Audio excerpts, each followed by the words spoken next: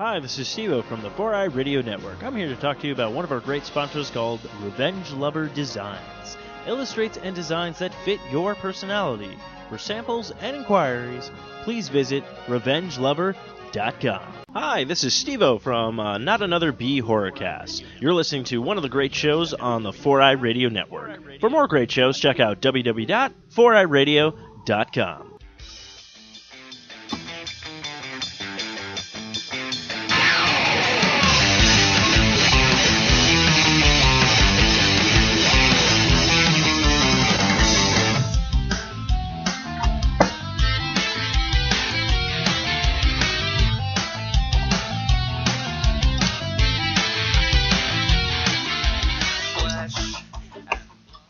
Hello, everybody. Yes, it's that short week at work, but we still have a show to bring you. That's right, the Arcade Bros are back, and we have actually a guest kind of in the, I wouldn't say studio, because we're kind of spread all over the country right now. Not really the country, just 2 states, but I over-exaggerate. But anyways, it's I'm Steve-O Player 1, along with... Player 2, Revenge Lover. And introducing third player, Adapter. Hey, I'm Matthew. Ready, fight. Yeah, let's fight it, guys. Let's get it. We gotta fight the boss. Okay, so we are basically a couple of days away from when you're listening to this episode from Black Friday. So we'll have a little touch upon of maybe if you're debating on consoles what to buy, or you want to know what some good deals are and stuff like that. We'll probably hit that towards the end of the show, because this episode, Raven dropped a... Oh, speaking of which, Raven has kicking major butt. So remember when we used to have a website and people could go to that? Well, the website's back. Bigger. It basically got its update finally. Basically, the patch came in. We fixed a bunch of stuff. So yeah, Raven's been kicking major butt on that one. So actually, if you want to check out the website, you can go to www.arcade-bros.com, part of the 4i Radio Network. You can also listen to the show on arcadebros.com.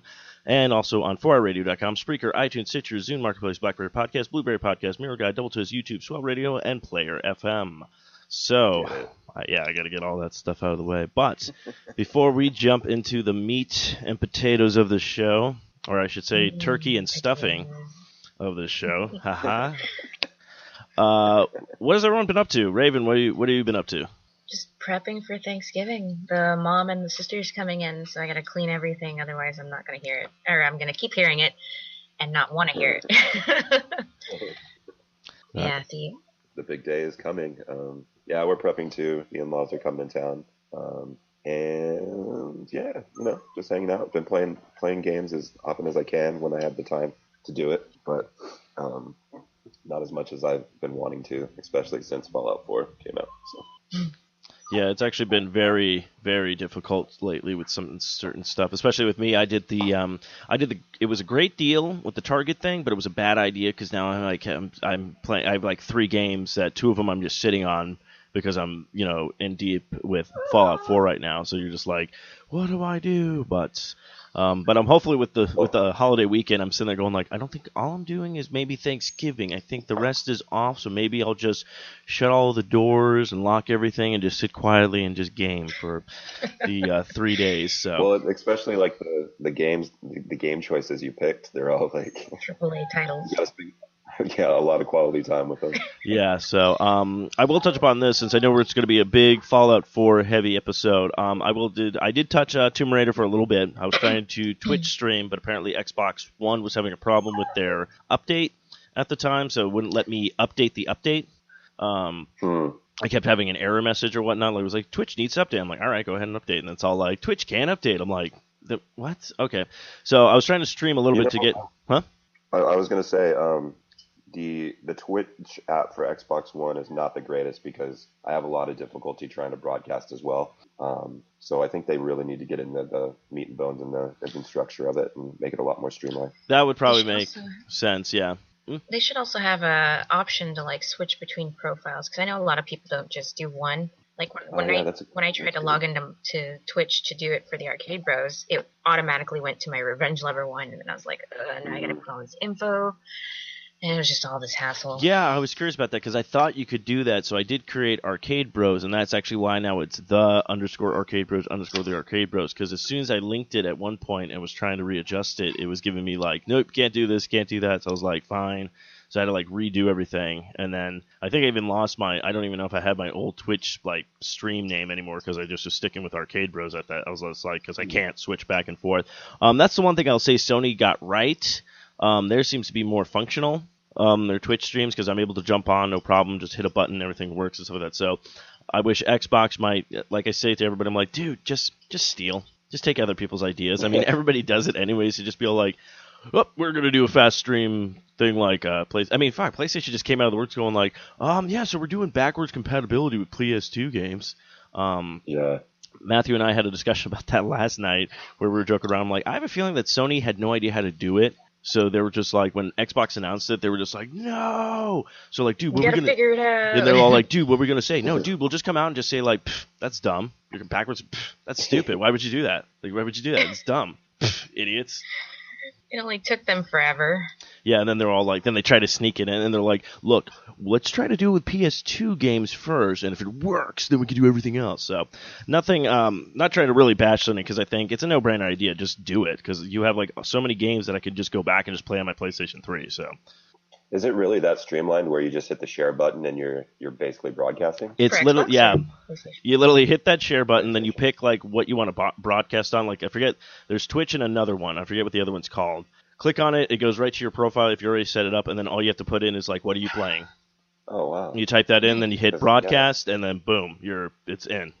I mean, I guess Xbox is kind of like that, but it seems like there's a few more additional steps you have to take before you have to pick whether or not you want the Kinect to see you and how big you want it to see you and your placement. Yes. And see, I don't have that yet because I don't have the PlayStation camera, so I'm not sure if that's going to be a thing that pops up. But everything seems to be the only problem I have with the PlayStation is the mic they give you, the starter mic, is a piece of crap. Like, this is the first time Sony's like, here's your headset, and it's like, it's one headphone with a mic. I'm like, wait. This is, you finally give us one, and you give us like the worst thing known to man. It's like, why? So, hopefully I will probably get like a better headset for both systems or something like that, so when I'm twitching it sounds better. But yeah, I would say that with PlayStation, like their sharing thing was like amazing when I did it. It was like, wow, this is really fast and easy to use. So that's what she said. Nice. Yeah. But I'm pretty sure I know the answer to this question, but what has everyone been playing this week? Fallout. I agree. That's what I've been playing too. We're all atom bomb babies. I like that. Oh, t-shirt idea. There you go. No, yeah, it's been a blast. I'm happy to be back in the wasteland. I was a huge lover of Fallout 3. So this brings me back and lets me reminisce a little bit. I didn't play New Vegas, but that's okay. It's okay. New Vegas, I feel like Fallout 3 fits better with Fallout better than New Vegas. For some reason, like, New Vegas was its own thing in its own area. It kind of touched a little bit with Fallout 3, but I mean, you could go without playing it and be perfectly fine. Yeah, that's actually what my brother said too. Because I was like, I kind of want to play New Vegas. He's like, well, honestly, he's like, I feel that he's like, Fallout 3 was a lot better game than New Vegas. Yeah. I spent a lot of hours in the wasteland in DC. Oh my gosh. One of my saves is 800 hours. I was telling Steve about that. Wow. Yeah. That's wild. I think I maxed all my perks, and I'm just like finding random guns everywhere, random neighbor guns. I think the last quest I did was the one where you find the vault where it's specifically musicians, and you're supposed to find the violin for that old lady. Oh, yeah. I have to do that quest still. That one's hard. Just because that vault is full of ghouls. It's just been fun having like candid conversations with people because I haven't played Fallout 3 in quite a while, and they'll bring up like little areas and things within the game. It's like, oh yeah, I completely remember that. It's like Steve, the other day you were talking about like the Coca-Cola challenge. Yeah. And how you got to that one town and it was just full with death claws. Yeah, Just like, the events like that are just so rad. it was just so funny because Matthew's like, "Say, if you run into a Deathclaw yet?" I'm like, "No, I ran into like the bear thing and everything like that." He's like, "Yeah, be careful when you run into a Deathclaw." I'm like, "All right." So finally, it's like I get to that town, and I'm all like, "Oh my god, there's a Deathclaw." I'm like, "Okay, let me gear up, you know." And I shoot it from afar. It comes running, you know. I'm kind of taking it out and everything. Then I did that. I was like, "Oh, you know what? Wasn't that hard? It's actually kind of easy." I'm like, "Well, I am at a higher level. Maybe that's why." Turn the corner, and there's like 3 other Deathclaws. I'm like, "Is this town just infested with Deathclaws?" I'm like, "What the fuck?" I'm like, I don't run into one in the entire game, and I find like their settlement perfect. You know, yeah, it was. Well, it's all like with the Enclave and stuff like that. They have them all caged up. Yeah, but it was just Yeah. fun. Yeah, it was just funny because I'm like, all right. So then I'm trying to get out of the town, and I fell into like the sewer grate, and then I'm going underneath it trying to get out, and then it's just filled with Deathclaws in there. I'm just like, today is not my day. Just wait until you get to New Vegas. There's a quarry that's filled with like 12 of them. Oh, really? geez. Yeah. And then there's like the little mini, the baby ones. Those suckers are like 2 times as fast as the big ones, and they don't hit as hard, but they hit faster. Mm. Yeah. I wonder if The Walking Dead took a little sample from that with the most. I don't know. You guys haven't seen the. Yeah, are you guys up to date? I gotta really catch I up. thought I was up to date. Well, the new season has a quarry in it, so. Oh yeah, with all the Zeds and Yeah. the containers full of Zeds. Yeah. So. Yeah, I gotta get caught up on that one. I don't think I've watched a single episode this year. References. But yeah, okay, cool. So yeah, so I'll have to check out with the ghouls and that vault when I get back to it and stuff like that. But so let's talk about. You just dropped your review on the new Arcade Bros website, Raven. Yeah. So let's talk about like everyone's experience because you're probably a little bit farther than I know. Definitely me, and I don't know. I think Matthew's probably farther than me as well, but probably not by much. But I know you've done a little bit more stuff than I have. Yeah, I don't think that much further. Yeah, when I posted the review, and I'm reading it now, I posted it when I only had about 12 hours. Now I'm already at, 24, 26 hours into the game. That's why we have an edit button so you can go back.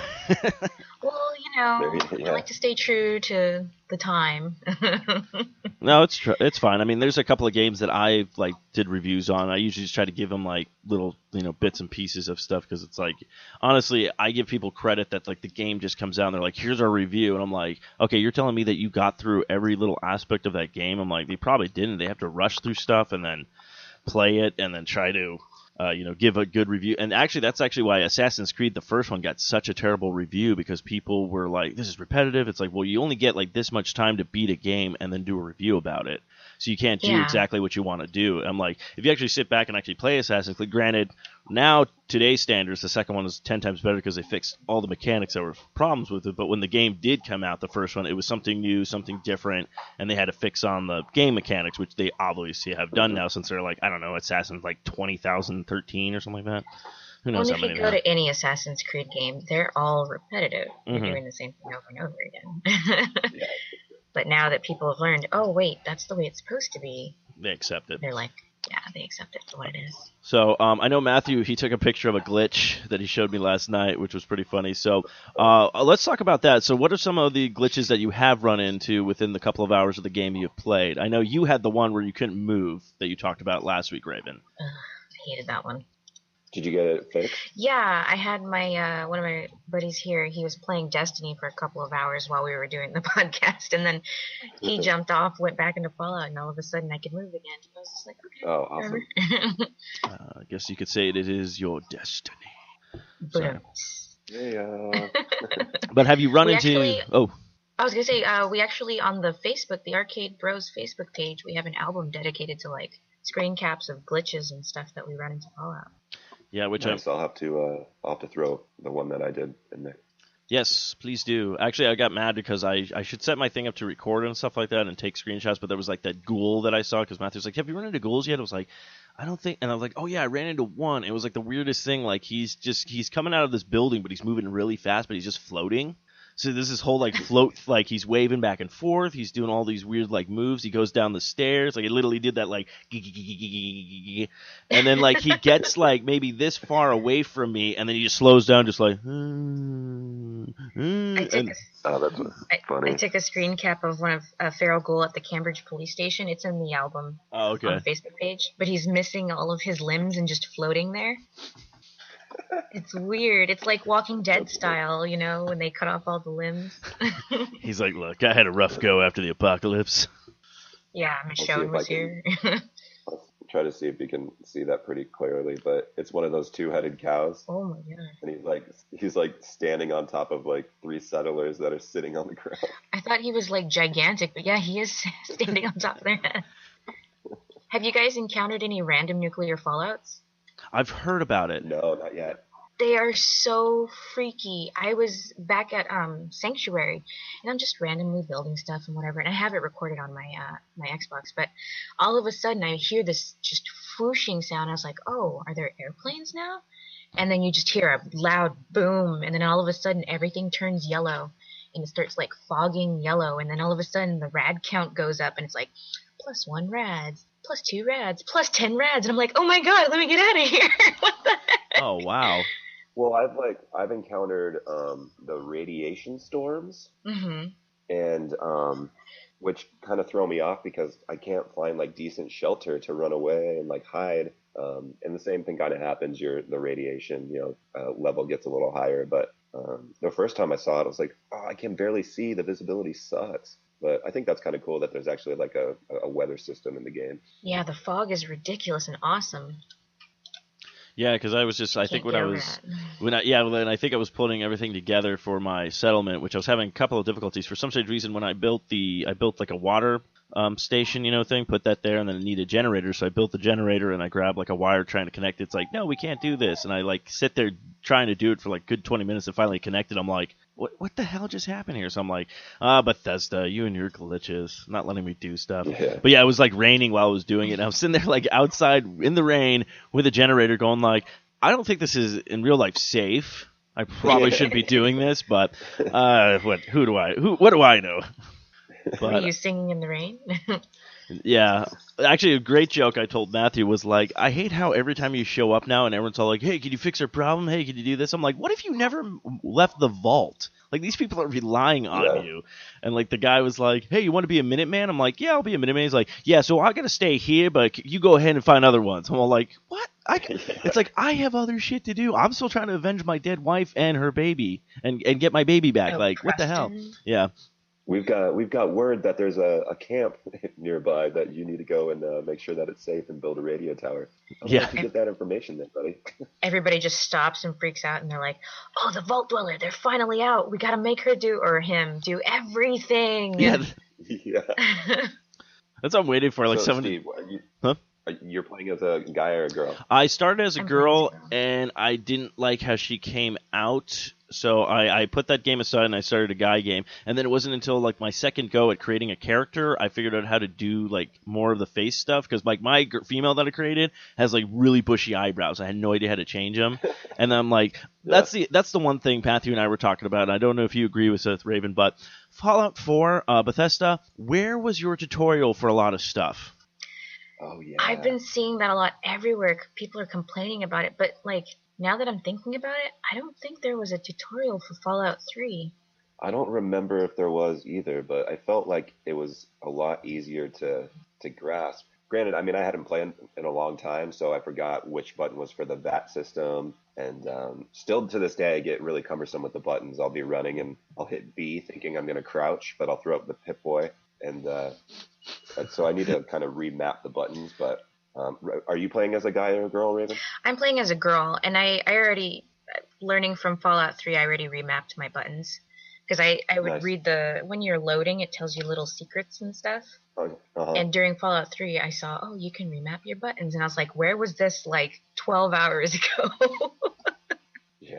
So I remapped it so that I have the Pip-Boy on the right bumper, because you don't want to keep bumping into the Okay. Pip-Boy when you're trying to do crap.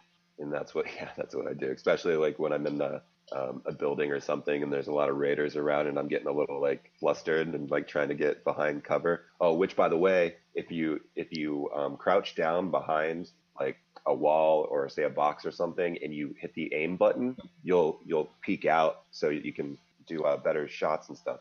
Okay, great tip. So of course the game didn't tell you about that. yeah, I was just like sitting there. Well, that was like Matthew. I just told him last night. I'm like, yeah, it took me like 2 hours of trying to build a settlement, and I'm trying to OCD. I'm very OCD, so I'm trying to line things up and everything like that. And then I accidentally hit one of the bumpers, and then the building started turning. Like I can move pieces and turn them around. I'm like, why wasn't this in the tutorial? I'm like, what the hell? I'm like, and Matthew's like, I did not know you could do that either. I'm like, right?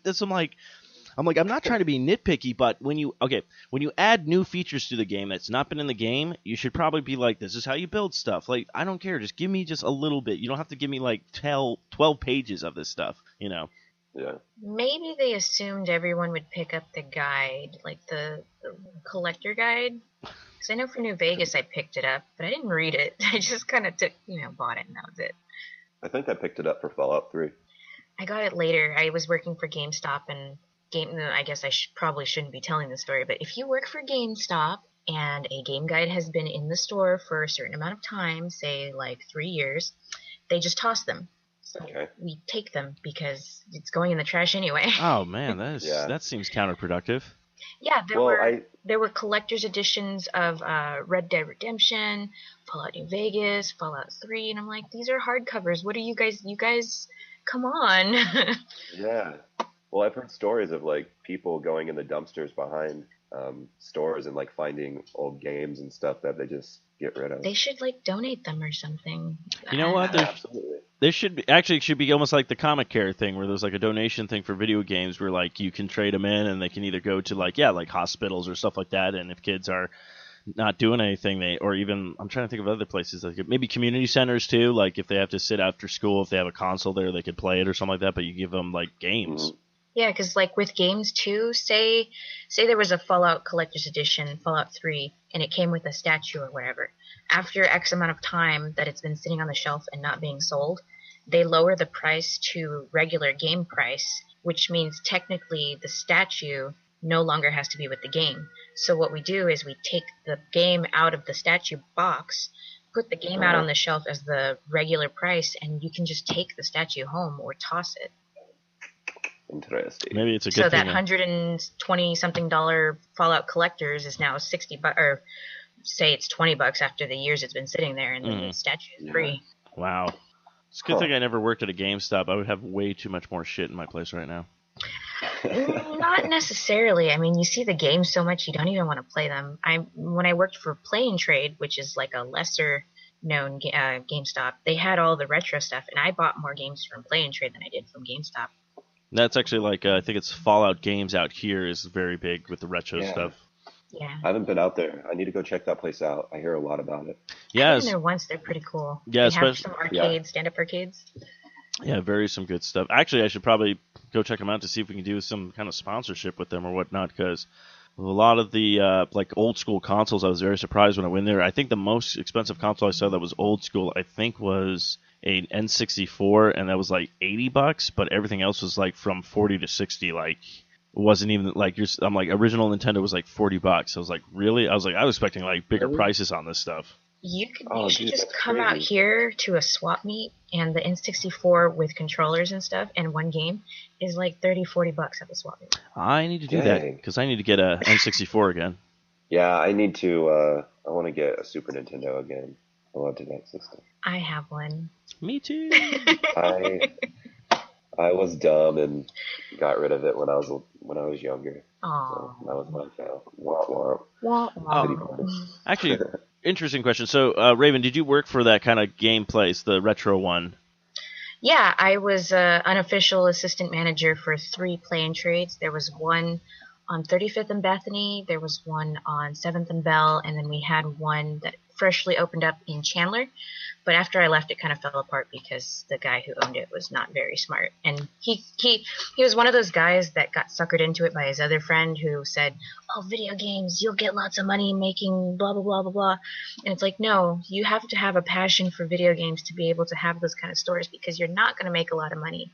Yeah. Well, the reason I bring it up, because Matthew, I was talking about it with him yesterday when I was talking about trading in old consoles to like Bookmans and stuff like that. And when they turned around, they would take everything from the console but give you a controller back. But you're like, I can't use this controller. Did you guys ever do stuff like that?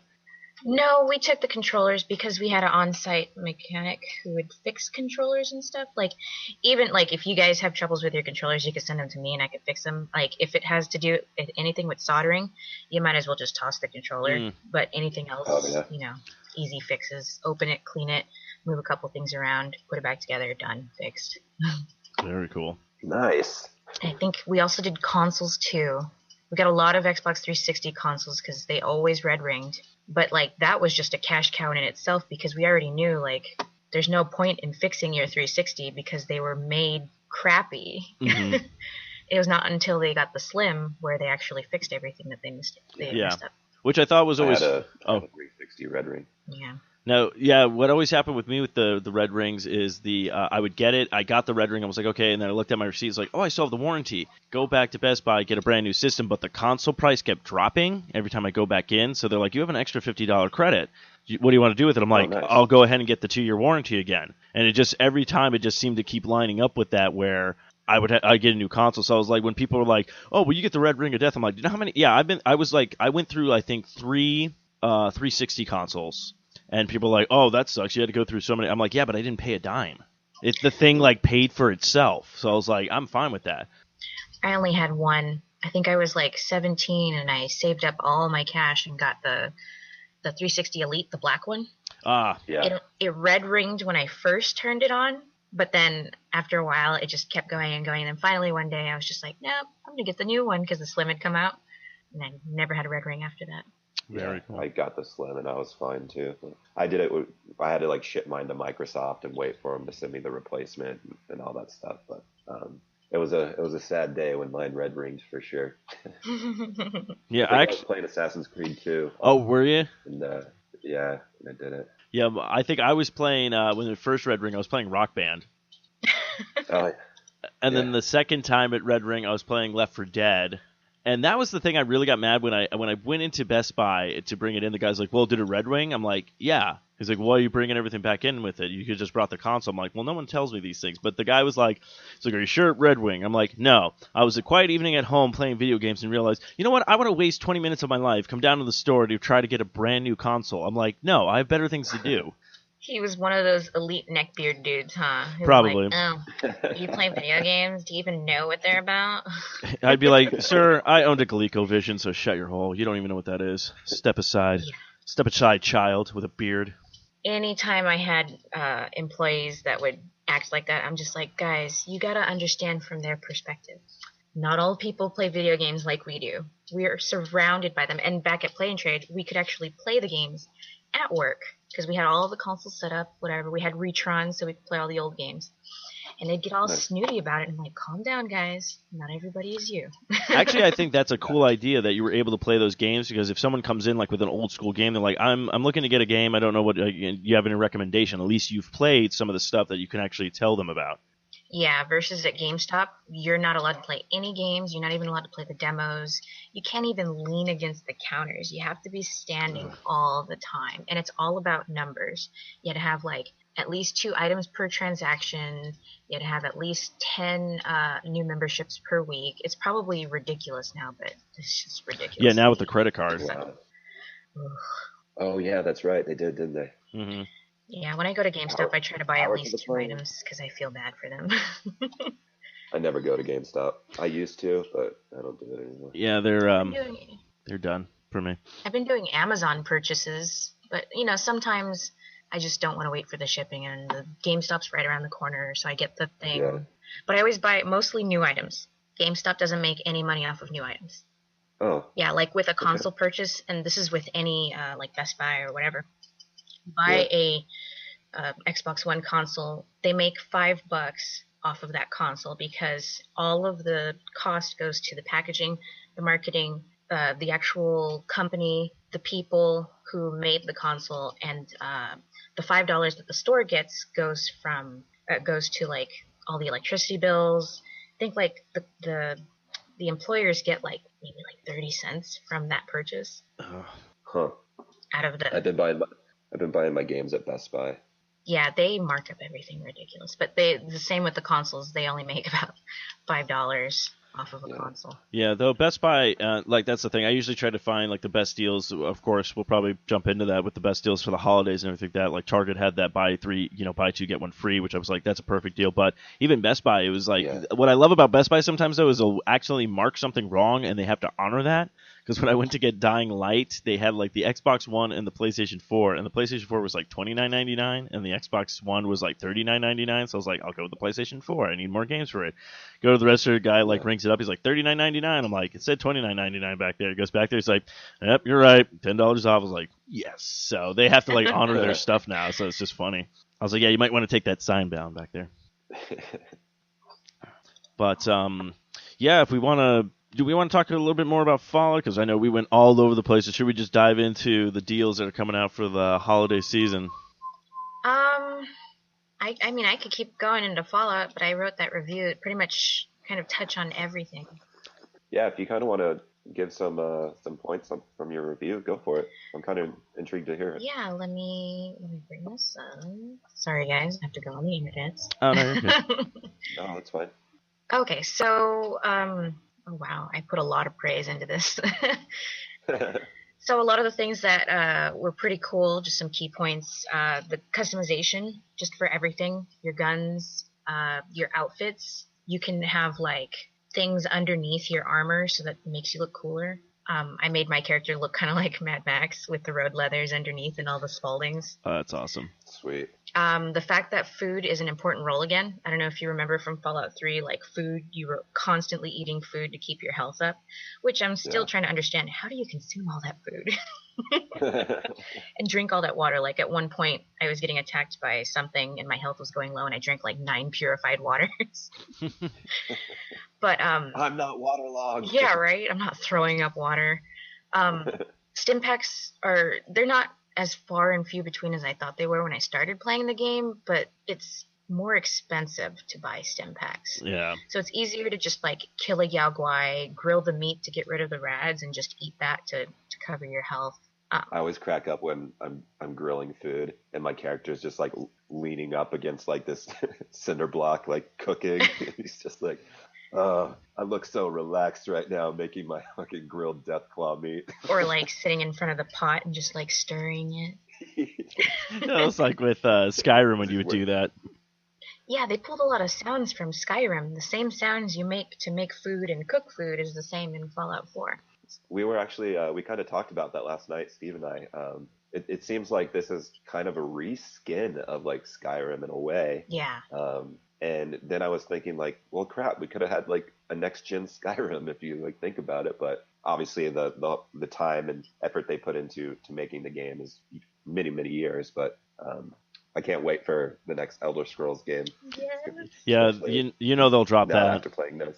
Yeah, you know they'll drop that. They'll be all like, yeah, so Fallout 4, everyone's like, all the DLCs are out. You guys loved it and stuff like that. Yeah, so your bank account's going to suck next year because you're Skyrim. You're like, oh, you bastards. Dragons.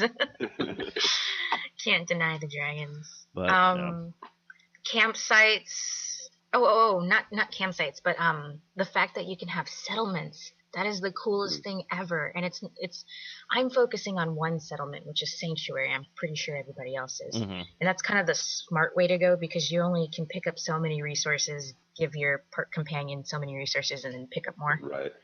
But the fact that you can have them in different areas, and that way you don't have to keep traveling like, oh, I'm kind of injured. I need to go rest. Let me go back all the way to Sanctuary and then come all the way back. I enjoy being with the Minutemen and recruiting other settlements and all that stuff. Although, yeah, I definitely signed up with the Minutemen as well. I was like, might as well do it and check it out and see how it goes. So their storyline's been cool so far. Definitely keep an eye on your settlements though, and your miscellaneous missions. Because I randomly had some super mutants attack a settlement that had no defense. Ooh, ouch. Luckily, I saved before the actual attack happened, but I went to go do another mission. I saw the mission. I was like, whatever, they'll be fine. And it said I failed the mission, so I had to reload, go in, and help them and all that stuff. Oh, that's always great. So do you get like notified when, say, Sanctuary is being attacked? There probably was a notification, and I just wasn't paying attention.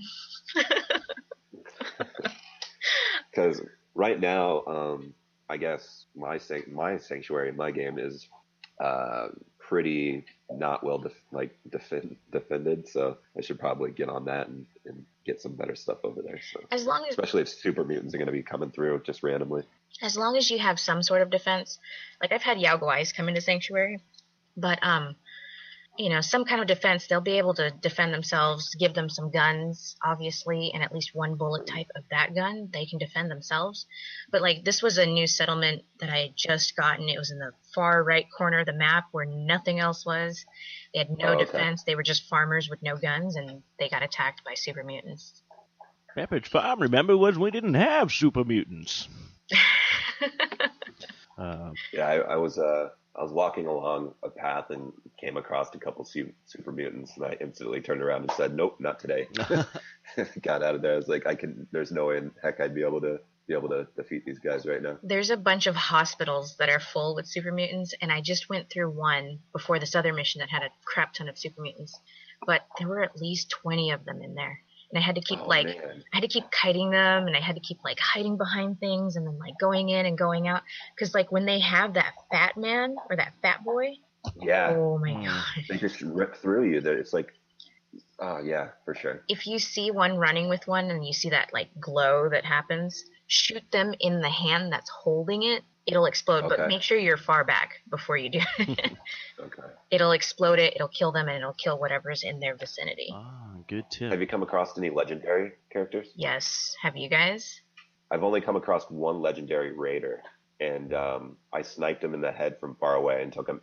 It was nothing. I was able to take him out, but he had like a legendary piece of right arm raider gear or something like that, but that's it. Was that the one that slows down time by 20%?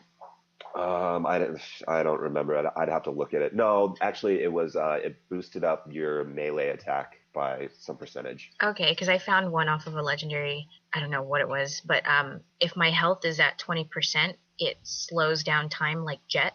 So that way I can like put health or shoot things or run away or whatever. Oh, that's kind of cool. Awesome. Yeah. I've also run into Chris, he ran into a legendary Deathclaw, and luckily he saved before he started aggroing it, because he started shooting it in the head and it was like a sliver of damage taken out. Yeah. There's also Swan. Have you guys found Swan yet? No. I don't think so. He is like how do I describe him? He's like a steroided out Mirelurk. Kind of like Larry the Lobster from SpongeBob SquarePants, but like 7 foot tall. Oh, geez. And I have not. He sits in the middle of a pond in Boston. Like, you find the Cheers bar, there's a pond, and Swan is just there. He won't aggro if you're not close to him or anything, but if you shoot him or you're within a good distance, he'll just like wreck your shit.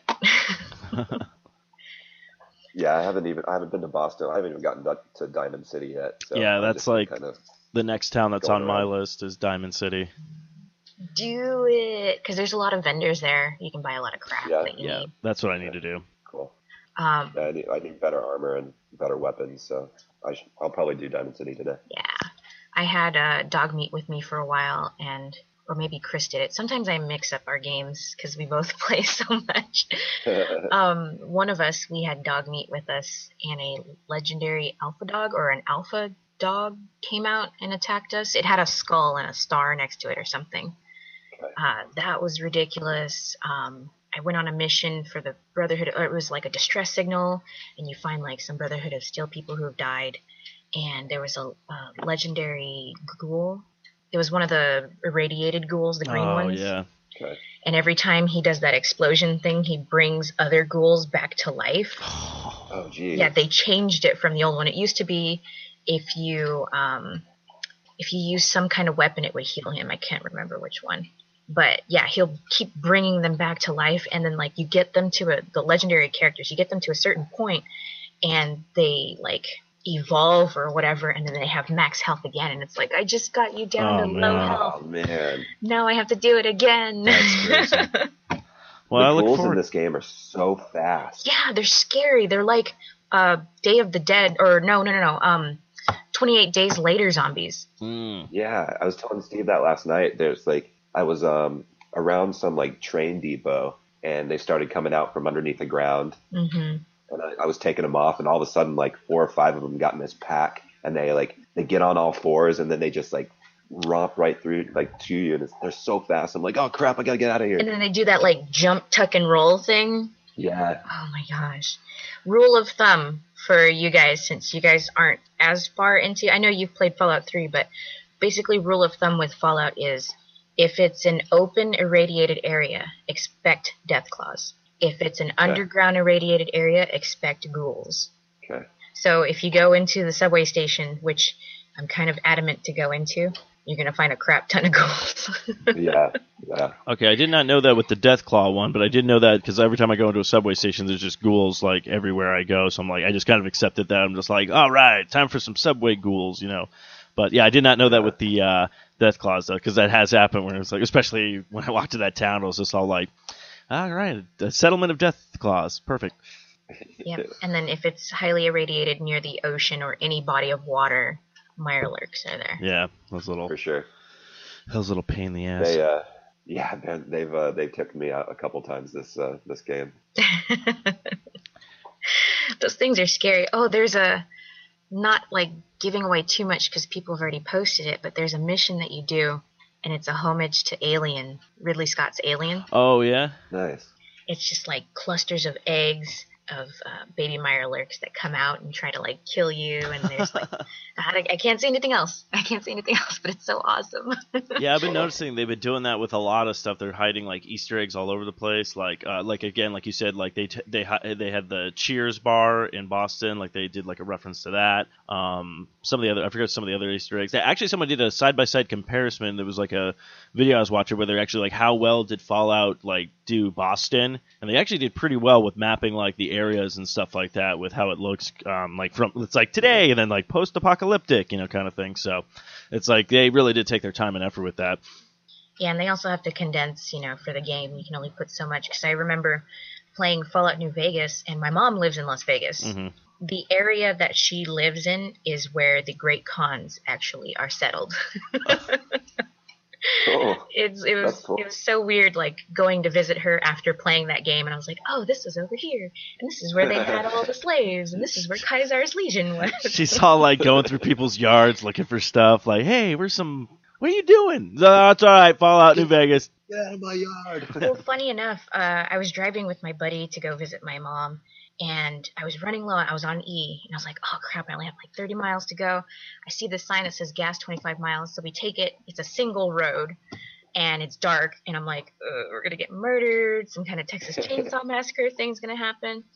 We get to this little mom and pop place, and they're not open. I'm like, damn, we're really going to get murdered. There's nobody here. And we had to wait till the sun came up for it to open to get gas and all that stuff. Where I had stopped my car was actually Lake New Vegas, and that was where Caesar's Legion had all of the slaves. And I was pointing out, I was like, oh, that's where the slaves were, and these are where the Mirelurks would be. And as soon as the sun had rose up, I realized my car would have gone into the lake, because they had a port where you could like drive your boat into the water, and I stopped just in time. Yeah, but it's pretty cool driving to Vegas after playing New Vegas and seeing all of the references and stuff. That's really cool. Yeah. But yeah, so Raven, how far are you in? Probably you'd say the story story missions right now. I would have to say I'm one mission behind where I'm about to find out what happened to my son. Okay.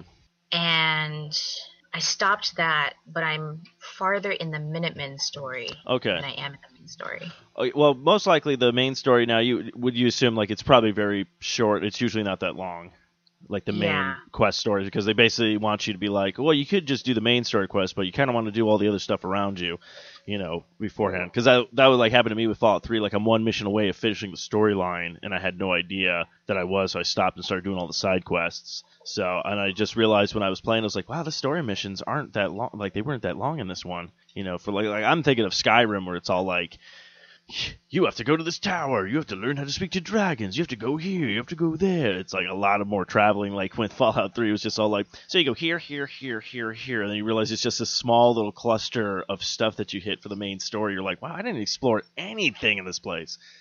I'm hoping that, like in Fallout New Vegas, all of my side stories will affect the main story. But it's kind of feeling like Fallout 3, where it's like, well, you could just do the main story and everybody else really doesn't matter. Because I've joined up with the Minutemen and the Brotherhood of Steel. Mm-hmm. I don't know if they'll be relevant to the story, but who knows? So this one also seems like I'm having a hard time to determine if I'm playing as more on the good side, neutral, or bad. I'm not really seeing like a meter or anything to let me know kind of where I stand. Yeah, they kind of got rid of the karma system, but Thank you, the karma system. Yeah. I'm assuming if you're not on the side of the Raiders, you're good. Because was it the Raiders that you get good karma for killing? There's some faction in the game you get good karma for killing them. And I know you should be able to side with the super mutants and the Raiders and all those guys, but it's probably really hard. Just like in New Vegas, it's really hard to join Kaisar's Legion, and they're like the big bad guys. Yeah. That's interesting. Or maybe they just want us to be good. Maybe. Yeah. I mean, try to find your son. Yeah. So. I mean, I've stolen lots of crap from people in the game, and you don't hear the signature sound and see the little devil dude. Yeah. Yeah. Yeah, I was wondering about that too, because I was all like, I thought I was making good decisions and stuff like that. I mean, especially with Fallout 3 when I would do it, like, okay, good karma, and then like I got mad at myself because when I shot like one of the aliens, because I thought it was just like a normal alien, but there was like worker aliens. It's like bad karma. I'm like, how was I? I'm like, they all look alike, you know? Right? I'm like, sorry if that sounds very racist to aliens, but they do. So, and then apparently they were talking about there's like one of the alien guns are in Fallout 4 that you can find. So Ooh. I found. Do you? Oh no, you guys didn't play New Vegas. Yeah. In New Vegas, there was a super mutant who was the only female super mutant, and she ran a broadcast in Black Mountain Radio in Fallout New Vegas, and her name was Agatha. And she was so gaudy. She had a really short bob wig, blonde wig, some glasses, like cat-eye glasses, and like this really ugly dress. She was horrible. In the mission that I just finished, I rescued some dude from a radio station at the very, very top, maybe like 50 floors or something, full of super mutants. And after I finished that, I got the super mutant companion, and I got Agatha's dress. So I thought that was a cool callback to Fallout New Vegas. That's really cool. Yeah, that is cool. Yeah, because isn't this one like, I know most of the stories they don't line up with the Vegas or the Fallout games because they all take place in different areas. Because this one's supposed to be like the start of everything. Yeah, if I had to line them up, this one would be like you do your thing, and then Fallout 3 happens, and with New Vegas, I think it would have to line up like. Have you guys beaten Fallout 3? Oh, you can go right ahead because I haven't beaten it yet, but alert, it's been out. Okay. Look, the game came out in 2008. It's my own fault if I don't know the ending to it by now. Well, towards the end of the game, you find the water purifier, and the water is pure for everybody to use. Fallout New Vegas is right as that happens. Like, okay. It's like maybe a day or two behind or ahead. I don't know, something like that. But the water is purified, and it hasn't yet moved over to the west. And then, like, you get shot in the head, and blah, blah, blah, Fallout New Vegas. Yeah, because that's what I was trying to figure out. Because I know they talked about in Fallout 3, they talked about like some of the Brotherhoods of Steel taking place in like California and stuff like that. I know that's where like the first couple of Fallout games took place in.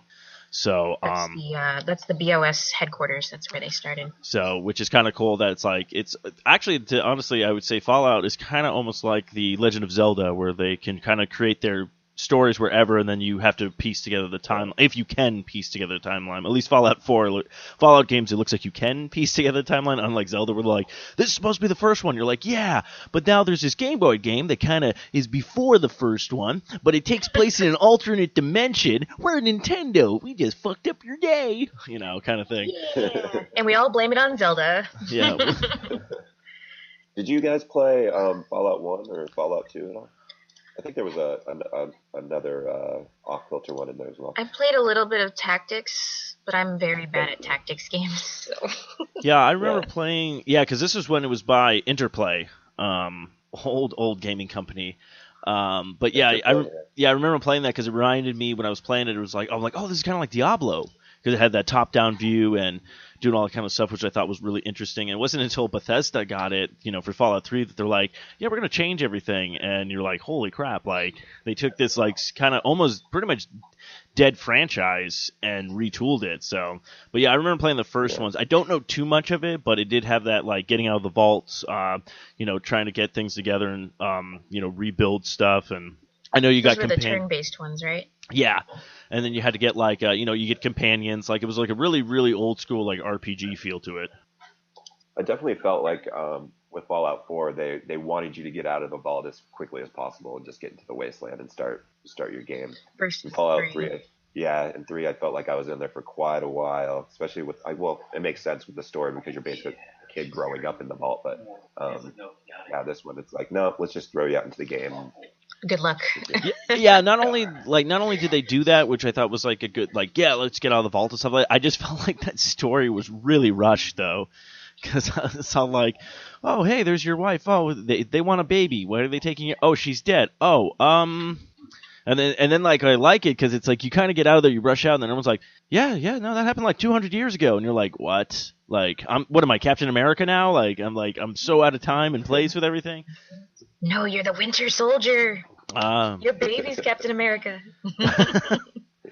But you heard my theory last week. I wanted to bring that up with your theory on for Fallout 3 with Fallout 4 and everything like that. So you playing the storyline and everything like that, do you think it's adding up to that?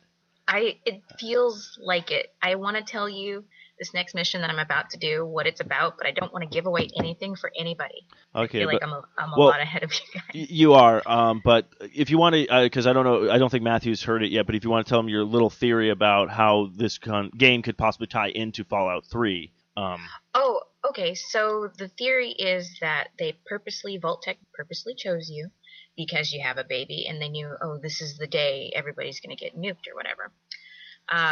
The reason being is that they wanted a pure baby that had no irradiation damage, had not been born into any kind of radiation, to kind of watch them grow up and see the effects of the wasteland and the radiation on this newborn baby. And my theory was that your baby grows up to be the dad in Fallout 3. Oh, okay. It just feels like it because he's smart, he's an intelligent guy. And your baby coming from your genes and your husband's genes being, the military background, and I assume that your spouse was a smart person, with no radiation damage, no chemicals, no drugs, no anything, just grows up to be smart. I like that. And then they take over the world. No, I'm just kidding. Yeah, when you said that, I was like, that's a good idea. But then even when I was like, well, I don't know, I thought this, and then I just realized, oh, that's right, you were frozen for 200 years. I'm like, it could actually line up. Like, that's what I love about some games. They could just toss in a little bit. It's all like, yeah, but the year started here. It's like, frozen stuff. I don't know, just 200. Yeah, okay, we can do that. Yeah, and you just accept it. Really timey-wimey. Yeah, you just accept it. You're like, oh, okay, yeah, I'll take it. Well, and the fact that Fallout 4 is right before Fallout 3, and the area is somewhat similar, it makes complete sense. Boston's not that far from DC. Yeah, I was going to say it'd be interesting to see, like, near the end of the game, if there's any direction or a line or dialogue where they talk about DC and, like, relocating or something like that. That'd be cool. Or, like, the DLC takes you to DC or something. Yeah, That would be cool. Yeah. Speaking of DLC, do you have the DLC for Fallout 3, Steve? Yes, I have. Actually, that's a weird thing I wanted to bring up, too. So, I have Fallout 3, and I ended up, when they released them on discs, the Fallout thing. So I bought the first 2 discs, installed them into my thing. So I have, the first 4 that came out. The only one I had to buy was the Zeta one, because they never released that on disc until it became the Game of the Year edition. So I go to install it to my Xbox One to play it on that one because it's backwards compatible now. It only registers that I bought the Zeta one. It doesn't register the other 2, even though they're installed on my Xbox 360. And I'm like, I would say that it's a bug. That's what I'm thinking, because I took the code and installed the code onto the Xbox One that they give you. Like, you can play it on the thing, and the same thing came up where it only registers that I bought one of them. And I'm like, okay, looks like I'm finishing this thing on 360 then. So, It kind of makes sense because they specifically have games, there's certain games that are on discs that are backwards compatible. Technically, the DLC discs are not on the list. so it wouldn't be backwards compatible. I mean, you can buy them again for like, I think they're like $4.99, but I'm like, I already own them, so I'm like, I'm just gonna finish the game on the Xbox 360 because everything's there. So I was like, all right, but now that I know that, then I'm like, all right, I won't have to. I guess if you bought. I was going to say, I would go on the Xbox forums or call Microsoft and tell them about that, because that's not, I mean, I have the Game of the Year edition too, and it's all discs, and I was thinking about, I'm going to put Fallout 3 on my Xbox One, and now I kind of am hesitant too, because I haven't finished some of the DLC. I can't remember which ones. Yeah, I have 2 DLCs to finish. I think I have the Pit and the South one, or the Swampland one. That's the one that I need to finish. There was 4 of them, right? Operation Anchorage, the Pit, the Swamp one, and then Zeta. Zeta, yeah. Zeta. So I did the Pit one. You're gonna hate it, because there's this achievement. You know which achievement I'm talking about? Yeah. Where you have to find all these little ingots, and you have to find 100 of them. You know how many ingots I found? 99. 99 ingots. I can't find one. I totally understand that, because the same thing happened with me with Operation Anchorage. I don't know if I can go back into the simulator and find it, or I have to start a brand new game to get them, but I missed one of the cases there. Zeta, I did the same thing. I missed one of the cassette tapes or the holotapes. I'm like, are you serious? Like, I went through every room looking for this thing. So I'm like, I have 24 and there's supposed to be 25. So I'm like, okay. So I just learned, I was just looking at it like, you know what? I'm probably never going to get these ones, because they're just like, they're like, I bet there's like a glitch where it's all like, you had to grab this one before you grab this one, and then this 5th one just disappears, or some stupid crap like that. Yeah. I had the same like kind of scenario happen with me with the bobbleheads. Oh yeah. I got them all except for one, and it's my fault because I messed up. And it was in one of the levels where after you leave, you can't go back in. Mm-hmm. And I forgot to get it, and I didn't save, and I can't get it. The last one. Oh man. Luckily with Fallout 4, they've made it a little more apparent where the bobbleheads are. Like, I just finished a mission, and after getting these people to safety, the bobblehead was like right there under a light. So nice. Now I have to. Do you remember what mission this is? Because I was attempted to go back and try to start following some of the bobbleheads in Fallout 3, and I had no idea there was like places I can't go back to if it's there or not. It's later in the game. And Raven, maybe this might spark a memory for you. Mm-hmm. You go into like this facility or something like that, and at the end of it, something happens where it blows up, and there's like a bunch of rubble and stuff that falls down after you leave out of it. And unfortunately, you're not allowed to get back into it. I don't know if it might be a vault or... No, I know exactly what you're talking about. You're talking about the Enclave's tower, because I just finished that, and I turned around, and it's blocked now. Oh, yeah, I picked up a crap. So, crap. Yeah, okay, so I missed out on that one. Okay. But, yeah, you don't know, because what I hate, like... What I hate, though, is, like, the guides online, some of them are really way off on stuff. Like, one was talking about how one of the bobbleheads was in... the sheriff's house for Megaton, and I'm like, okay, so I go in there, but the one they described is like the muscle perk one, and I'm like, okay, but then I go like, well, it wasn't in here, but I already have like, I think I have 3 bobbleheads so far, and none of them are the muscle ones. So I'm like, I think people got like this thing, because I'm like, I have the medic one, I have the intelligent one, and then I have like this the speaking one or something like that. Yeah. So it's just very random that I don't think everybody's is lined up with that. But yeah, what I hate with the player's guide too is like I like the player's guide, but going through it, it doesn't tell you some of this stuff. Like to me, being in that mission, because I was reading over everything, making sure I don't miss anything, that would have been a perfect opportunity. Going like, oh, there's a bobblehead in here. Like I'd be like, oh, okay, where? Like it didn't mention that at all in that mission. I'm thinking in Fallout 4 they realized their mistakes in the older ones, and I don't think they're putting bobbleheads in places where you can't get them anymore. Because the mission that I just did, I thought, oh, maybe I can't go to the top of the tower anymore, and like, what if I had missed that bobblehead? And I realized, oh, I can go back up and I can shoot the rest of the, because there's a lot of places that I hadn't really searched, because I was just like, oh, these people are attacking me, let me just get rid of them first. Mm-hmm. Yeah. But no, you can take the scaffolding all the way back up and pick things up, and if you miss the bobblehead, you can go back up and go get it. Oh, that's good. I'm glad they did that, because they had that biggest glitch. Oh, I was just. Sorry. I was just saying. I think they had that biggest glitch too with Skyrim. Every time you go for like a dragon soul, like some of them wouldn't register. Mm-hmm.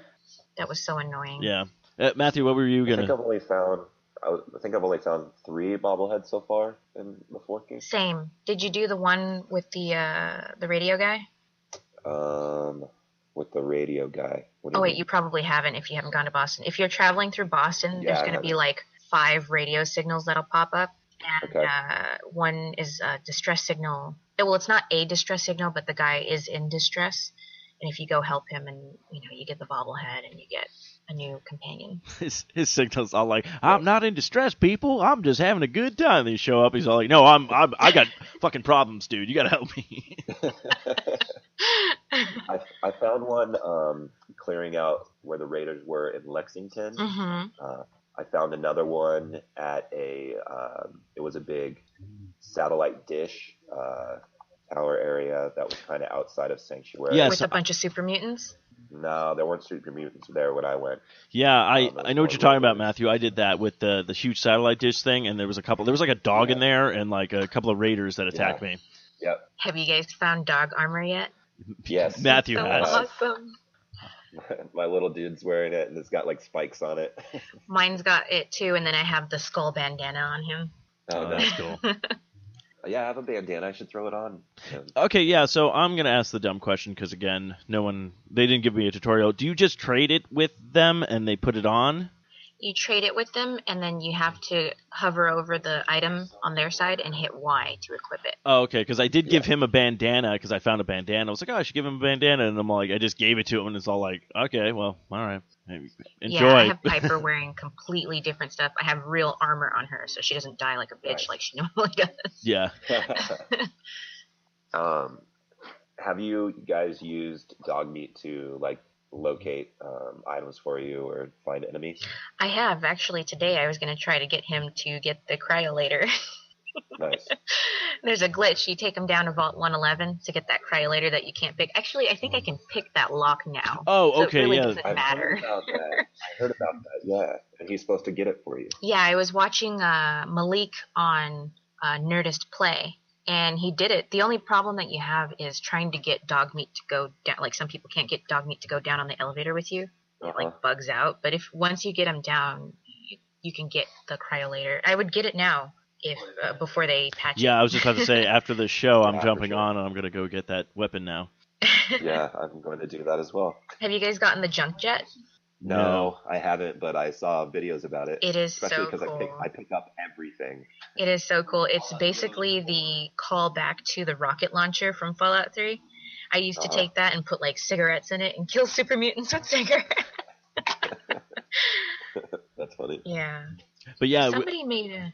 Go ahead. no, when you were talking about that, where you could use that stuff for like ammo and everything like that. Because I was talking to Matthew, I was like, yeah, because in Skyrim you'd pick up the stuff you need, and there'd be like other stuff that you're like, well, I can't do anything with this, I can't sell it or whatnot. So I took that same kind of idea when I went to Fallout 3, and wasn't picking up a lot of stuff. And they were like, oh yeah, you can construct this with Deathclaw stuff, and I was all like, oh crap. So now in Fallout 4, I'm like grabbing everything because I'm like, oh, I could probably use it for something, kind of thing. And then you're like overburdened, and you're like, hey dog, take some of this and stuff. So it's like ashtray, yeah, I'll take 20 of these. I need these, And even if you can't use it to make a weapon, you can use it as resources for your place. Yeah. Because Exactly. I've just been every run, I collect until I'm just about over encumbered, give it to Dog Meat or whoever's with me, collect more till I'm just about over encumbered, and then travel back to where, Sanctuary is and start building crap. Like, I'm trying to build, walls around so that people can't just walk in. They have to go in and funnel in or whatever. Mm-hmm. Nice, good call. Yeah. I like, just like you mentioned in your review, Raven, the customability in this game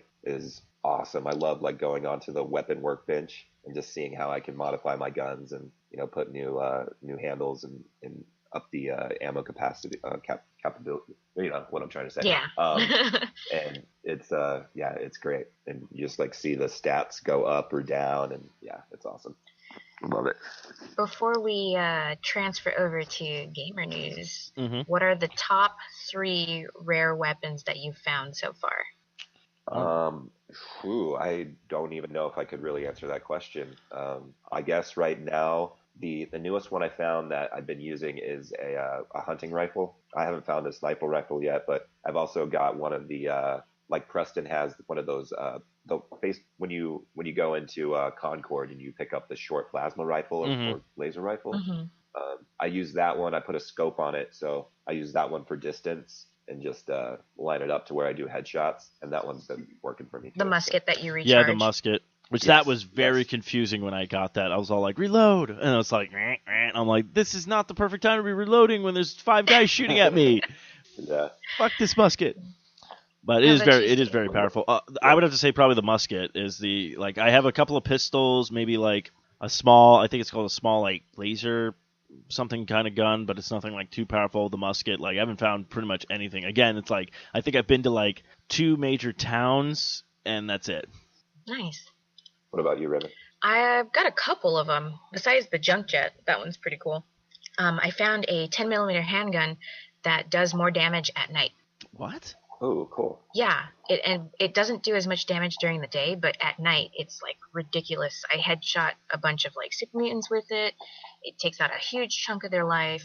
I found some night scoped sniper rifle and a combat shotgun that does ridiculous damage. I pick up so many weapons, but I just kind of stick to like sniper rifle, handgun, and shotgun. That seems to be good. And I have a laser. When you side with the Brotherhood of Steel for the first time and go and meet them at the Boston police station, if you do some missions for him, he'll give you a gun. It's called, it's a named laser rifle, but it does ridiculous damage. It's awesome. Awesome. It has a high Cool. crit chance. Oh, cool. Yeah, I haven't really done critical hits because when I'm in the VAT system, it gives me the option to hit X to do a critical shot, but I don't, for whatever reason, I haven't tried it yet. It's pretty cool. I mean, your character itself can crit on a hit. Like when you hit somebody with a laser weapon and they turn to ash, that was a crit. Yeah, I just told my Xbox to record a video of that happening. I thought it was really cool. Or if you like shoot somebody in the head and their head explodes, that is also a crit. Yeah. Okay. But Cool. if you yourself have that crit meter fill up and you want to like do more damage, like I always save it for a boss or somebody who's really strong. Once you hit them with that crit, it does a lot more. It doesn't always do a one-hit kill, but it will do more damage than normal. Okay, cool. It's very helpful in a tight spot. For sure. That's actually always my favorite, especially like if you do a critical hit and you like either blow off their leg or like their arm or something like that. It's just all like, yep, you done fucked up. I like when you're shooting the ghouls and their head like slices off. Yes. The top part just goes up. So yeah, they've done a lot of cool stuff with that game. So as Matthew and I will be doing after this show is done recording, jumping in and we're like, we're gonna get that shit now. Let's get everything before they fix the glitches. So Heck yeah. Yeah, for sure. so I guess before we close out the show, we'll hit some gaming news. Let's see. Well, we could talk about, there is a couple of stuff that's coming out, especially during the Black Friday. Apparently on Thursday, November 26th through Monday, November 3rd, some select console bundles for the Xbox One will be available starting at $299, the lowest price ever for the Xbox One. You can also save $50 on any of our 12 Xbox holiday bundles, including the Xbox One with the Halo 5 Guardian bundle. You can purchase that at the Microsoft Store, Best Buy, Amazon, GameStop, or Walmart. They also have the new Xbox One Elite, which you can purchase at the Microsoft Store or GameStop. Of course, there's the Rise of the Tomb Raider bundle, Fallout 4 bundle, and the Xbox One 1 terabyte FIFA. holiday bundle. The FIFA bundle. Oh, the FIFA. Can't forget that one. Yeah, I was looking. Where is the FIFA bundle? It's basically, I don't know There. which article you're reading. I'm but looking it's- at the it's Major all of Nelson the- one. Okay, it's all of the major bundles that don't have Kinect. Yes. So yeah, they do have that. They have like the Xbox One Gears of War, Lego Movie. They have the FIFA 16 1-bit special edition Gears of War. They have the Xbox One with the Kinect bundle. Actually, this is surprising to me. So the Xbox One Madden NFL 16 bundle and the Forza one are actually nearly sold out. So Wow. those might be like the top ones for this year. Of course, looks like GameStop is doing a couple of their own ones. They have like the PlayStation 4 will now be at like $34.99. You can do that one and get the Battlefield, the Battlefront stuff, and some classic Star Wars games to go with it, because PlayStation is now doing that. And right now, over 100 games are marked 60% off their normal price for Xbox Live Gold members. And those who are silver members can get their live membership for only $1. Ooh. That's awesome. Is it just a month or is it 3 months? I haven't checked it yet, but I feel like it's going to be a month. Yeah, that would seem like it would make sense. Because I've For seen, $1 though, that's great. yeah, I've seen some deals where like the year is going for like $40 versus the normal 60. That's Yeah, normally what I do. Is as soon as I see one of those deals, I'll just stock up on them Yeah. for a year. So, yeah, no, that's actually kind of what I like during the holiday season. They'll release those cards that'll be like, oh, here's your full year gamer membership, but it's marked down like $20, and that's what I always tell people. I'm like, because basically you can use the card right when your membership runs out, and then boom, you're good to go. Like you don't have to worry about it charging your thing and everything. In fact, you can even type it in before your membership's up, and they'll be like, okay, your membership expires here, and your code won't be activated until this is over. So you're like, okay, kind of cool. Yep. Like, so it doesn't really screw anything up, which I thought was a good idea. Yeah, I think mine renewed just yesterday. Some of But the yeah, a lot of the games that are on sale are some good games. Battlefield 4, Dark Souls 2, Borderlands Handsome Collection, Forza Horizon 2. Then there's a lot of like the Escapist, Blues and Bullets, Beyond Eyes, a lot of what do they call them? I totally am lost for words. But there's even F1, FIFA 16, Forza 6, Geometry Wars. I don't know if anybody remembers that game. Oh yeah. I love that game. Lego Batman, Lego Jurassic Park. But those are just the Xbox One games. They have a ton of 360 games that are backwards compatible. Yeah, and then even with the what's it called? The Nintendo Wii U, they have a couple of things that are coming out. A lot of the amiibos that are going to be hot this year has come out. They come out with huge packs. Of course, they have like I guess Blast from the Past bundles starting at like $269. So you can get games like Super Mario 3D World with your console, or Scribblenauts, or even Rayman Legends with some of the bundle deals with the Wii U. So in case you like Nintendo and you're like, I've been holding off on a Wii U, probably now is like the best time to buy because they really the system's cheap and they got a lot of game selections out right now for it. So if you've been holding off on that, let's see, what does PlayStation 4 have? I know they have their normal $349.99 for the Uncharted collection, and that's all they have. Okay, thank you PlayStation for not being what I wanted you to be. I think they're waiting until the day of to release stuff. There we go. Oh, that's what I also forgot. They're also re-releasing, if you haven't played it yet, they're re-releasing for Xbox One and PlayStation for the Deadpool game remastered. Oh. So if people did not get to play... Didn't that just come out on Tuesday? Did it? Yep, now available. So, Well, I've got a list of the best Nintendo Black Friday deals in the U.S. Oh, go for it. Nice. Like Splatoon, $25, Mario Party 10, $25, Smash Bros, $25. That's ridiculously That is low. really good, actually. Might make me want to pick up Splatoon now. Target has New Super Mario Bros. 2 for $15, Mario Kart 7 for $15. Animal Crossing New Leaf, $15. Dang. What else do we got? GameStop, of course, has a crap ton of stuff. Skyward Sword Link statue for $80 versus the $100 and something it used to be. A lot of ornament sets, snow globes, pouch kits. Let's see what else. Lego Dimension Starter Pack for Wii U, $80. Guitar Hero Live, $70. Monster Hunter 3 Ultimate, $15 pre-owned. Paper Mario, $15 pre-owned. Pokemon White, Pokemon Black, $20. Toys R Us is also doing stuff. Amazon, Best Buy, and Kohl's. Kohl's? What? Oh, yeah. Kohl's has started, I think it happened last year. Someone posted a picture going, okay. And they had, Xbox Ones in Kohl's now, which I'm like, most likely what ended up happening, because when certain clothing stores try to get into the game, not I should say industry, but try to purchase games to sell at their store, they always get I would not even classify them as third-party games, but maybe fifth-party games, games you've never even heard of that are just horrible, and that's why they're so cheap. When they shelfware games. Yeah, Kohl's has always been a clothing and gadgets. Yeah. So it kind of makes sense that they have gaming consoles because they have the Keurigs and the blenders. But they didn't start getting the actual gaming consoles until probably about a couple of years ago, because before they would just sell these really horrible games, and when they realized we're not selling these things get marked down every year during clearance, and still no one buys them. We in fact have to go outside back and just burn these games so they won't hurt anybody else anymore. And they were that kid that got tricked when you were playing Pokemon cards. You're oh yeah, I'll give you this Bulbasaur for your Charizard. Yeah. You'd be yeah, I'll take it. Though the only one problem I have is, since I haven't really shopped at GameStop, but I'm going to have to buy this game at GameStop, is going to be the remastered Twilight Princess, because they have the exclusive one that comes with the amiibo with Wolf Link.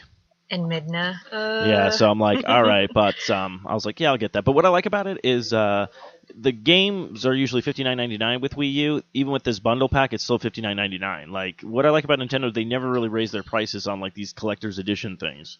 Yeah. Nice.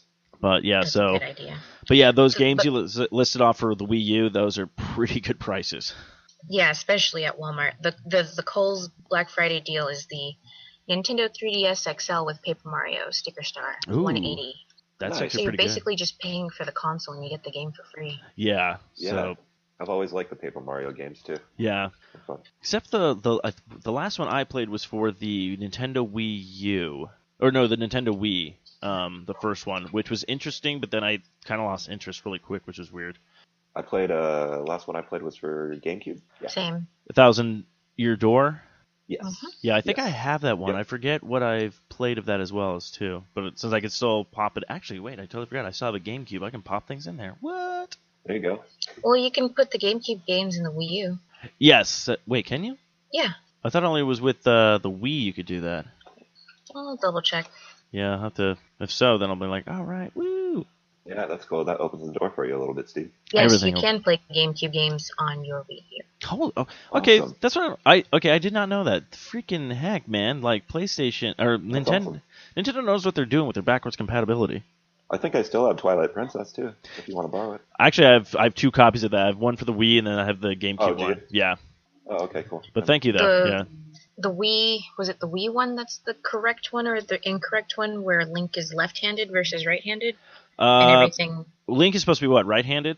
He's left-handed. Oh, he's left-handed. Then I think it's the GameCube one that's correct because I think you'd be That's using. right. Wait, hold on. No, I think Yes, because the Wii one, they flipped it because most people are right-handed.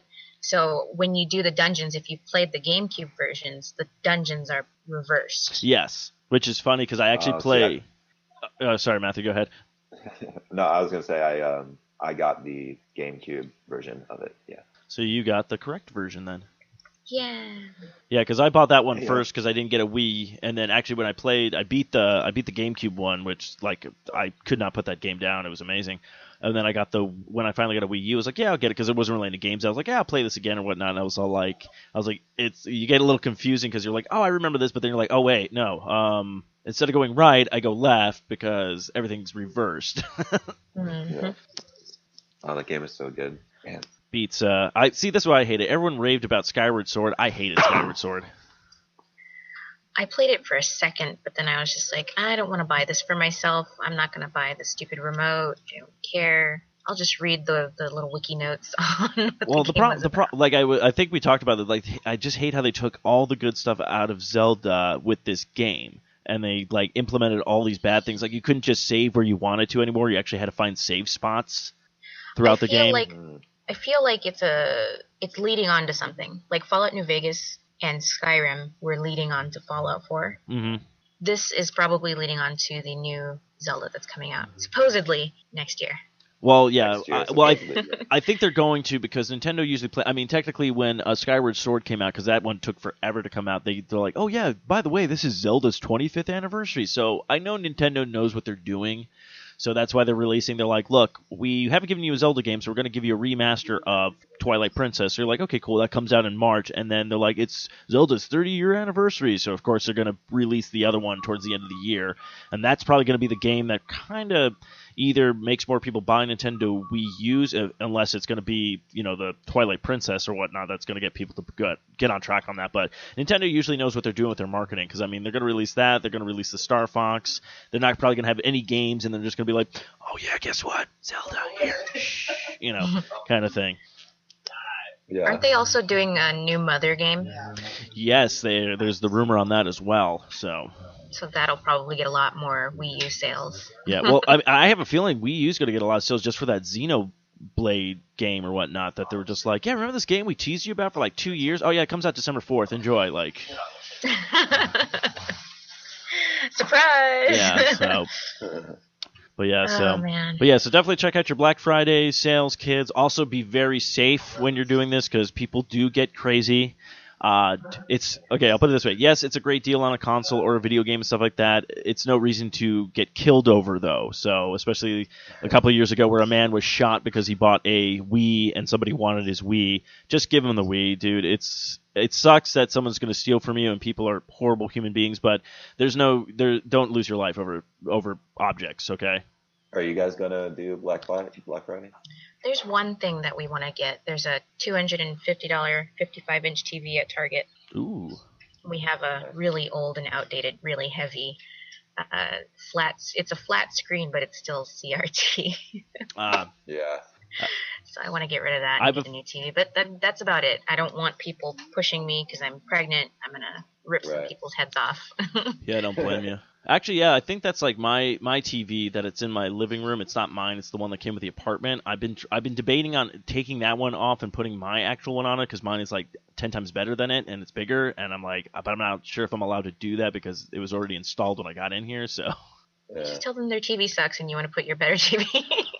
I could probably ask them. Well, since I got to go down to the office today anyways and tell them about the rust thing, that Matthew's like, you should go report that, man. Get that thing fixed. I'm like, dude, he was on top of it. His homeowner stuff. He was just like, dude, fix that. I'm like, really? Is it a problem? He's like, dude, just fix it. Tell him to fix it.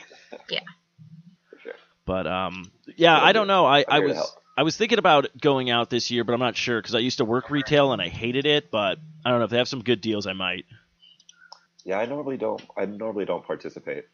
Do online. That's me. Yeah, that's what I do. I usually do the online thing. Unless what we should do, we should get Eric, Matthew, and I, and we'll go out on an outing, and then we can report back next week of like, yeah, so Eric died. That was a horrible idea. We're never doing Black Friday again. No more Sasquatch. And Steve got dysentery, so. What? Is this Oregon Trail? Yes. No. So does anybody have anything else they want to add before we wrap up this episode of Arcade Bros?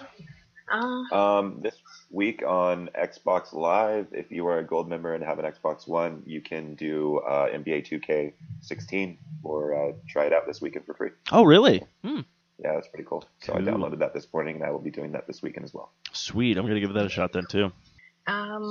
I did want to add on, it is the holiday season. Go to Sasquatch.net, click on the Amazon banner, and shop like normal. We will get a little bit of the money so we can support our starving selves and this podcast. We really need to get that banner on all the other sites as well, so people can just not have to go to the Sasquatch. They can go all over to click on it. Yeah, I'll find a way to put it on there. Go ahead, Matthew. I'll find a way to put it on the website where people can find it, make it super obvious. It's always cracking me up when you do like these hangouts and like it's like, wait, no, go ahead. No, huh? What? Yeah, go ahead. Yeah, no, I usually try to watch for everybody. I'm all like, okay, who's going to jump in when I stop talking? We try. We do a fairly okay job. Well, after Eric showed me that tool to use on Audacity when there are those long pauses, I know how to remove those without having to go through every single thing and cancel it out. So, but Raven, of course, if they're looking for you on the interwebs, where can they find you? Just look up Revenge Lover. Google search me, Xbox search me, Twitch search me, whatever, you'll find me. And Matthew, if they want to get a hold of you on the interwebs, where can they find you? They can pretty much just go on there at Matthew Renfro, and they'll be able to find me. Everyone makes it so simple. And of course, you can find me at Stephen Mooney Jr. And of course, you want to follow the Twitter of Arcade Bros, just go to @arcade_bros. Don't forget to give our Facebook page a like as well. And also, go ahead and check out the brand new website. We're still tweaking things. I got to get some backlogs up there, but we're finally getting everything up to snuff. So everything should be good. So if we don't see you guys before the holiday season, I hope everybody has a wonderful and safe Thanksgiving. And until next time, kiddos, keep on gaming.